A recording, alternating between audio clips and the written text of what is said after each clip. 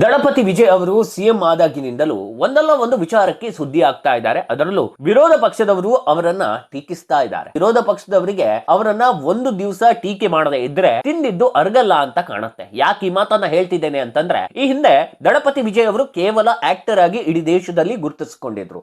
ಆದ್ರೆ ಈಗ ಒಳ್ಳೆಯ ರಾಜಕಾರಣಿಯಾಗಿಯೂ ಗುರುತಿಸಿಕೊಳ್ತಾ ಇದ್ದಾರೆ. ಅದು ಅಲ್ಲದೆ ಅನೇಕ ರಾಜ್ಯಗಳು ತಮಿಳುನಾಡಿನ ಸಿಎಂ ರೀತಿ ನಮ್ಮ ರಾಜ್ಯದಲ್ಲೂ ಅಭಿವೃದ್ಧಿ ತರುವಂತ ಕೆಲಸ ಆಗಬೇಕು, ತಮಿಳುನಾಡಿನ ಸಿಎಂ ರೀತಿ ನಮ್ಮ ರಾಜ್ಯಕ್ಕೂ ಒಬ್ಬ ಸಿಎಂ ಬೇಕು ಅನ್ನೋ ರೀತಿಯಾಗಿ ಒಂದಿಷ್ಟು ಹೇಳಿಕೆಗಳು ಕೇಳಿ ಬರ್ತಾ ಇರುವಂತದ್ದು. ಯಾಕೆ ಈ ಹೇಳಿಕೆ ಕೇಳಿ ಬರ್ತಾ ಇದೆ ಅಂತಂದ್ರೆ, 3 ತಿಂಗಳಿನಲ್ಲಿ ತಮಿಳುನಾಡಿನಲ್ಲಿ ಆದಂತ ಚೇಂಜಸ್ ಗಳನ್ನ ನೀವು ನೋಡಿದ್ರೆ ಒಂದೊಮ್ಮೆ ಶಾಕ್ ಆಗಿ ಬಿಡ್ತೀರಿ. ಒಬ್ಬ ಏನೋ ಹಿನ್ನೆಲೆ ಇಲ್ಲದ, ಪೊಲಿಟಿಕಲ್ ಬ್ಯಾಕ್ ಗ್ರೌಂಡ್ ಇಲ್ಲದ ಒಬ್ಬ ವ್ಯಕ್ತಿ ಪೊಲಿಟಿಕ್ಸ್ ಗೆ ಬಂದು ಈ ಪಾರ್ಟಿ ಪಬ್ಲಿಸಿಟಿಯನ್ನ ತೆಗೆದುಕೊಂಡು ಕೆಲಸವನ್ನ ಮಾಡಿ ತೋರಿಸುವಂತ ಕೆಲಸ ಮಾಡ್ತಿದ್ದಾರೆ ಅಂತಂದ್ರೆ, ಇದಕ್ಕೆ ನಿಜಕ್ಕೂ ದಳಪತಿ ವಿಜಯ್ ಅವರಿಗೆ ಸೆಲ್ಯೂಟ್ ಹೊಡಿಲೇಬೇಕು. ಯಾಕಂತಂದ್ರೆ ಸಿಎಂ ಆಗಿ ಚಾರ್ಜ್ ತಕೊಂಡ ಮೊದಲಿನ ದಿನದಿಂದ ಇಂದಿನವರೆಗೆ ತಮಿಳುನಾಡಿನ ಅಭಿವೃದ್ಧಿಗೆ ಏನೇನು ಮಾಡಬೇಕು ಅದೆಲ್ಲವನ್ನ ಮಾಡ್ತಾ ಇದ್ದಾರೆ. ನಿಮ್ಮೆಲ್ಲರಿಗೂ ಗೊತ್ತಿರಬಹುದು, ತಮಿಳುನಾಡಿನಲ್ಲಿ ಒಂದಿಷ್ಟು ವಿನೂತನ ಯೋಜನೆಗಳನ್ನ ದಳಪತಿ ವಿಜಯ್ ಅವರು ತರಲಿಕ್ಕೆ ಹೊರಟಿದ್ದಾರೆ.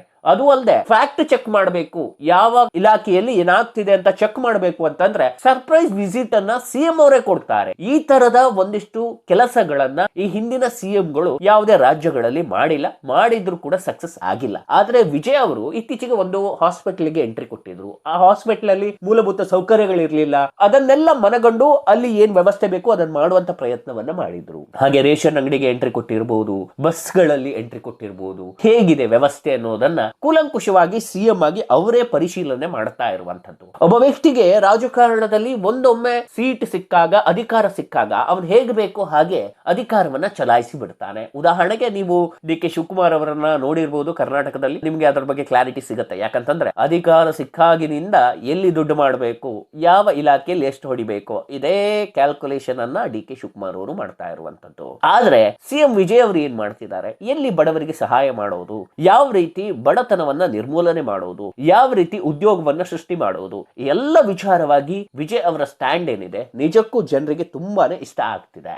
ಹಾಗಾದ್ರೆ ಈ ರಾಜಕಾರಣಿ ಯಾಕಷ್ಟು ಪ್ರಭಾವವನ್ನ ಬೀರ್ತಿದ್ದಾರೆ ಅಂತಂದ್ರೆ, ಒಂದು ಡೌನ್ ಟು ಅರ್ತ್, ನಾನ್ ದೊಡ್ಡ ಸ್ಟಾರು, ನಾನ್ ದೊಡ್ಡ ರಾಜಕಾರಣಿ, ನಾನ್ ಸಿಎಂ ಅನ್ನುವಂತ ಅಹಂಕಾರ ಅವರಲ್ಲಿ ಕಾಣ್ತಾ ಇಲ್ಲ. ಏನ್ ಮಾಡಬೇಕು, ಏನ್ ಮಾಡಬಾರದು, ಇವೆರಡರ ಬಗ್ಗೆ ಕರೆಕ್ಟ್ ಆದಂತ ಕ್ಲಾರಿಟಿ ಇರುವಂತ ಜನ. ನೀವೆಲ್ಲರೂ ಮೊನ್ನೆ ಅಬ್ಸರ್ವ್ ಮಾಡಿರ್ಬೋದು, ನೀಟ್ ಬಗ್ಗೆ ಪ್ರತಿಭಟನೆ ಆಗ್ತಾ ಇತ್ತು. ಪ್ರತಿಭಟನೆ ಆಗೋ ಟೈಮಲ್ಲಿ ವಿಜಯ್ ಅವರು ಒಂದು ಸ್ಟೇಟ್ಮೆಂಟ್ ಅನ್ನ ಕೊಡ್ತಾರೆ, ನೀಟ್ ಅನ್ನ ಸ್ಟೇಟ್ ಕಂಟ್ರೋಲ್ ಕೊಟ್ಟು ಬಿಡಿ, ಸೆಂಟ್ರಲ್ ಬೇಡ ಅಂತ. ಅಂದ್ರೆ ವಿಜಯ್ ಅವರು ಯಾವ ಕ್ಷೇತ್ರಕ್ಕೆ ಕಾಲಿಡ್ತಾರೆ, ಅಥವಾ ಯಾವ ಒಂದು ಇಲಾಖೆಗೆ ಕಾಲಿಡ್ತಾರೆ, ಅಥವಾ ಯಾವ ಒಂದು ಪ್ಲಾನ್ಸ್ ಪ್ರಾಜೆಕ್ಟ್ ಗಳಿಗೆ ಕಾಲಿಡ್ತಾರೆ, ಅದು ತಮಿಳುನಾಡಿಗೆ ತೆಗೆದುಕೊಂಡು ಬರಬೇಕು, ಅದು ನಮ್ಮ ಸ್ಟೇಟಿಗೋಸ್ಕರ ಇರಬೇಕು, ನನ್ನ ರಾಜ್ಯಕ್ಕೋಸ್ಕರ ನಾನು ಏನಾದ್ರೂ ಮಾಡಬೇಕು. ಈ ಎಲ್ಲ ಆಲೋಚನೆಗಳು ಅವರಲ್ಲಿ ಈ ಹಿಂದೆಯೂ ಇದ್ವು, ಈಗಲೂ ಇದೆ. ಈ ಕಾರಣಕ್ಕಾಗಿ ಈ ವ್ಯಕ್ತಿ ತುಂಬಾನೇ ಇಷ್ಟ ಆಗ್ತಾ ಇರುವಂತದ್ದು. ಇದೆಲ್ಲದರ ನಡುವೆ ಮತ್ತೊಂದು ಕಾಂಟ್ರವರ್ಸಿ ಇದೀಗ ತಮಿಳುನಾಡಿನ ರಾಜಕೀಯ ಅಂಗಳದಲ್ಲಿ ಕಾಣಸಿಗ್ತಾ ಇರುವಂತದ್ದು. ಆ ಕಾಂಟ್ರವರ್ಸಿ ಏನಂತಂದ್ರೆ, ತ್ರಿಷಾ ಅವರು ನೆಕ್ಸ್ಟ್ ಡಿ.ಸಿ.ಎಂ ಆಗ್ತಾರೆ, ಅಂದ್ರೆ ಉಪಮುಖ್ಯಮಂತ್ರಿ ಆಗ್ತಾರೆ, ಒಂದು ವಿಚಾರ ಈಗ ವೈರಲ್ ಆಗ್ತಾ ಇರುವಂತದ್ದು.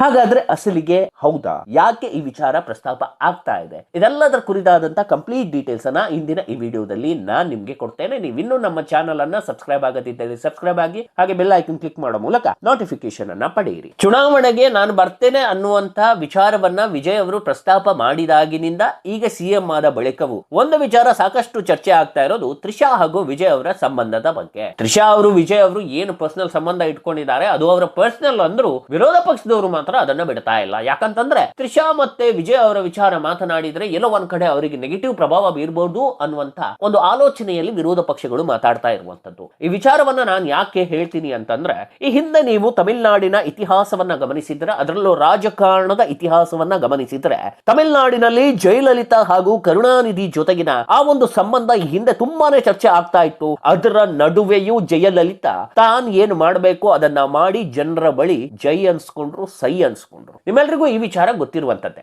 ಹಾಗೆ ತಮಿಳುನಾಡಿನಲ್ಲಿ ಈಗ ವಿಜಯ್ ಕೂಡ ತ್ರಿಷಾ ವಿಚಾರವಾಗಿ ಒಂದಿಷ್ಟು ಕಾಂಟ್ರವರ್ಸಿಗೆ ಕಾರಣ ಆಗಿದ್ದಾರೆ. ಆದ್ರೆ ವಿಜಯ್ ಅವರು ತಮಿಳುನಾಡಿಗೆ ಏನ್ ಮಾಡ್ಬೇಕು ಅದನ್ನ ಮಾಡ್ತಾನೆ ಇದ್ದಾರೆ. ಯಾವಾಗ ನೀವು ಜನರ ಪರ ನಿಲ್ತೀರಿ, ಅವಾಗ ನಿಮ್ದು ಏನು ನೆಗೆಟಿವ್ ಸೈಡ್ ಇದೆ ಅದು ಅಷ್ಟು ಇಂಪ್ಯಾಕ್ಟ್ ಅನ್ನ ಬೀರಲ್ಲ. ಯಾಕಂತಂದ್ರೆ ರಾಜಕಾರಣ ಮಾಡೋಕೆ ಬಂದಿರೋದು ಕುಟುಂಬವನ್ನ ಉದ್ಧಾರ ಮಾಡ್ಲಿಕ್ಕಲ್ಲ, ಹೊರತಾಗಿ ರಾಜಕಾರಣದಲ್ಲಿ ಜನರ ಉದ್ಧಾರಕ್ಕಾಗಿ ಒಬ್ಬ ವ್ಯಕ್ತಿ ಬರುವಂತದ್ದು, ಆ ನಾಯಕ ಜನರ ಪರವಾಗಿ ನಿಲ್ಲುವಂತದ್ದು.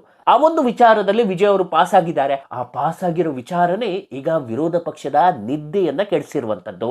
ಈಗ ಏನ್ ಮಾಡ್ತಿದೆ ವಿರೋಧ ಪಕ್ಷ, ಅವರನ್ನ ಟೀಕೆ ಮಾಡುವಂತ ಕೆಲಸ ಮಾಡ್ತಿದೆ. ಅದರ ನಡುವೆ ಒಂದು ಬಾಂಬ್ ಅನ್ನೋದನ್ನ ಈಗ ಎಐಡಿಎಂಕೆ ಸಿಡಿಸಿರುವಂತದ್ದು. ಏನ್ ಆ ಬಾಂಬ್ ಅಂತಂದ್ರೆ, ಎಐಡಿಎಂಕೆ ಮಾಜಿ ಸಚಿವ RB ಉದಯ್ ಕುಮಾರ್, ನಾನೊಂದು ವಿಚಾರ ಹೇಳ್ತೇನೆ, ಮಾಜಿ ಸಚಿವ ಅಂತ ಹೇಳಿದೆ, ಈ ವ್ಯಕ್ತಿ ಇನ್ನು ಮಾಜಿಯೇ ಆಗಿ ಉಳಿತಾರೆ. ಯಾಕಂತಂದ್ರೆ ಇವ್ರು ಮಾತಾಡ್ತಿರೋ ರೀತಿ ನೋಡಿದ್ರೆ ಜನ ಇವರನ್ನು ಮಾಜಿಯಾಗಿ ಇರ್ಲಿಕ್ಕೆ ಅಥವಾ ಮಾಜಿಯಾಗಿ ಇಡ್ಲಿಕ್ಕೇನೆ ಇಷ್ಟಪಡ್ತಾರೆ. ಇವ್ರು ಏನ್ ಹೇಳಿದ್ದಾರೆ ಅಂತಂದ್ರೆ, ವಿಜಯ್ ಹಾಗೂ ತ್ರಿಷಾ ಬಾಂಧವ್ಯವನ್ನ ಉಲ್ಲೇಖಿಸಿ ಒಂದಿಷ್ಟು ವಾಗ್ದಾಳಿ ನಡೆಸಿರುವಂತದ್ದು, ಅದು ಬಹಿರಂಗ ವೇದಿಕೆಯಲ್ಲಿ. ಮುಖ್ಯಮಂತ್ರಿ ವಿಜಯ್ ಅವರನ್ನ ಮಧ್ಯರಾತ್ರಿ ಭೇಟಿಯಾಗಿ ಕೇಕ್ ಕತ್ತರಿಸುವ ವಿಶೇಷ ಹಕ್ಕಿರುವುದು ನಟಿ ತ್ರಿಷಾಗೆ ಮಾತ್ರ.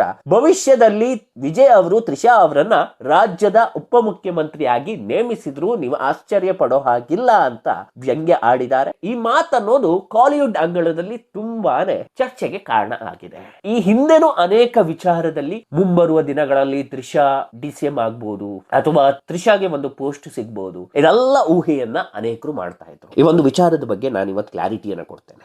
ವಿಜಯ್ ಹಾಗೂ ತ್ರಿಷಾ ಅವರ ಸಂಬಂಧ ಏನಿದೆ ಅದು ಪರ್ಸನಲ್. ಆ ಸಂಬಂಧಕ್ಕೆ ನೀವು ಬೇರೆ ಬೇರೆ ಬಣ್ಣಗಳನ್ನ ಕೊಡ್ತಾ ಹೋಗ್ತೀರಿ ಅಂತಂದ್ರೆ ಅದು ನಿಮ್ಮ ಆಲೋಚನೆ ಅಥವಾ ನಿಮ್ಮ ಹಿತಾಸಕ್ತಿ ಅಥವಾ ನಿಮಗೆ ವಿಜಯ್ ಮೇಲಿರುವಂತಹ ದ್ವೇಷ ಅಂತಾನೆ ನಾನು ಹೇಳ್ತೇನೆ. ಯಾಕೆ ಕೇಳಿದ್ರೆ, ಒಬ್ಬ ವ್ಯಕ್ತಿ ಯಾರನ್ನೋ ಇಷ್ಟಪಡ್ತಿದ್ದಾನೆ ಅಥವಾ ಅವ್ರ ವೈವಾಹಿಕ ಜೀವನ ಸರಿ ಇಲ್ಲ, ಹಾಗಾಗಿ ಯಾವುದೋ ಒಬ್ಬ ಹುಡುಗಿಯ ಜೊತೆ ಅವ್ರು ಇದ್ದಾರೆ ಅಂದ ತಕ್ಷಣ ಅವರಿಗೆ ಎಲ್ಲ ಅಧಿಕಾರವನ್ನ ಕೊಟ್ಟು ಬಿಡಬೇಕು ಅನ್ನೋದೇನಿಲ್ಲ. ಅದರಲ್ಲೂ ರಾಜಕಾರಣದಲ್ಲಿ ಈ ತರದ ಬ್ಯಾಡ್ ಮೂವ್ಗಳು ಪೊಲಿಟಿಕಲ್ ಕರಿಯರ್ ಅನ್ನೇ ಡ್ಯಾಮೇಜ್ ಮಾಡಿಬಿಡುತ್ತೆ. ಅದು ವಿಜಯ್ ಅವರಿಗೆ ಚೆನ್ನಾಗಿ ಗೊತ್ತಿದೆ. ತ್ರಿಷಾ ಅವ್ರ ಜೊತೆ ಅವ್ರ ಏನ್ ಸಂಬಂಧ ಇದೆ ಪರ್ಸನಲ್, ಅದು ಅವರ ಪರ್ಸನಲ್. ಅದನ್ನ ಅವರು ಪೊಲಿಟಿಕ್ಸ್ ಗೆ ತರೋಕು ಇಷ್ಟಪಡಲ್ಲ. ಈ ಹಿಂದೆನೂ ಅವ್ರು ಹೇಳಿದ್ರು. ಈಗ ಏನಾಗ್ತಿದೆ ಅಂತಂದ್ರೆ, ಸಂಗೀತ ಹಾಗೂ ವಿಜಯ್ ಅವರು ಒಂದಾಗ್ಬಿಟ್ರೆ ಈ ಎಲ್ಲ ಕಾಂಟ್ರವರ್ಸಿಗಳಿಗೆ ಫುಲ್ ಸ್ಟಾಪ್ ಬೀಳುತ್ತೆ. ಆದ್ರೆ ಆ ಕಾಂಟ್ರವರ್ಸಿಗಳಿಗೆ ಫುಲ್ ಸ್ಟಾಪ್ ಕೊಡ್ಲಿಕ್ಕೆ ವಿಜಯ್ ಅವರು ಮುಂದಾಗ್ತಾ ಇಲ್ಲ. ಈ ಹಿಂದೆ ನಾವು ಹೇಳಿದ್ವಿ, ಅಟ್ಲೀಸ್ಟ್ ನೀವು ಕೂತು ಮಾತಾಡಿ ಅದನ್ನ ಸಾಲ್ವ್ ಮಾಡ್ಕೊಳ್ಳಿ ಅಥವಾ ಡೈವರ್ಸ್ ಕೊಟ್ಟು ತ್ರಿಷಾ ಅವ್ರ ಜೊತೆ ಇರಿ. ಇದೆರಡಕ್ಕೂ ನೀವು ಆಸ್ಪದ ಕೊಡ್ಲಿಲ್ಲ ಅಂತಂದ್ರೆ ನಿಮ್ ಬಗ್ಗೆ ನೆಗೆಟಿವ್ ಬರೋದು ಬರ್ತಾನೆ ಇರ್ತದೆ.